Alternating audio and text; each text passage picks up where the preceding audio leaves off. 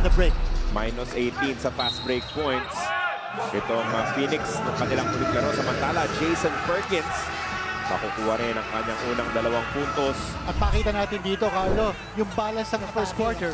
Big start here for Renapi. Pangatlong tres ba? Oo, ilista mo na para kay Brian Santos. Yan ang isang dahilan kung bakit kinuha ng Phoenix si Brian Santos. He's one of gotten better. Nagkaroon siya ng torn ligament. Look at that. Wide open shot on the inside.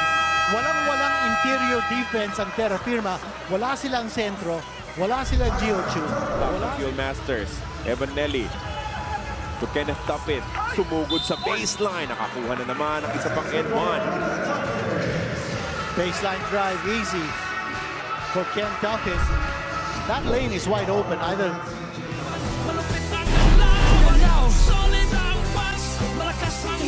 because alam nila nandiyan si Jason Perkins and they can dominate the offensive boards.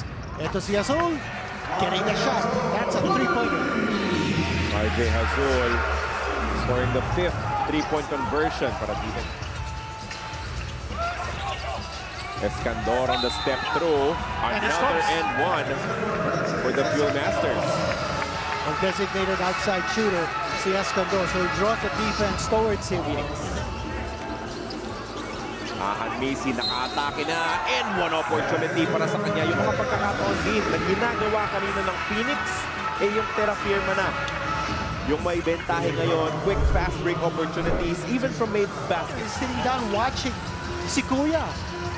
Brian Santos may pala pa. Nakatatlo na yan kanina. Pang-apat na tres para kay Brian. That brings the lead back to double figure.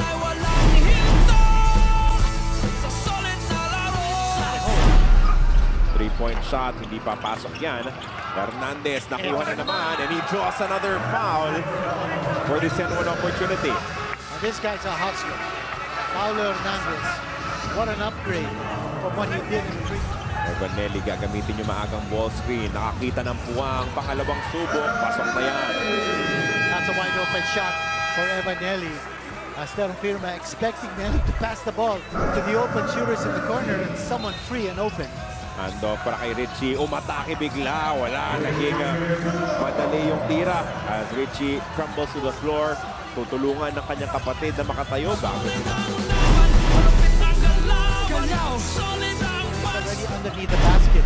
And then he'll allow his footwork to get the job done. Oh, what a pass. Galing kay Evan Nelly. A tremendous playmaker. Kitang-kita niya na bakante sa ilalim. Itong si Jason Perkins. And Perkins now with 10 points.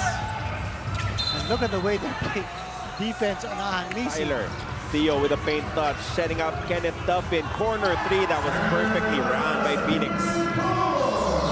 Narinig ko kanina si Coach Willie Wilson during the timeout. Looked for the guys in the corner because they didn't play in the Commissioner's Cup, didn't play in the Philippine Cup. Here is Ando with a putback. PBA game day there before they resume action against the Blackwater on December 6th and Meralco on December 12th. As we have a 3-point shot converted by R. Garcia. Sorry, check that out.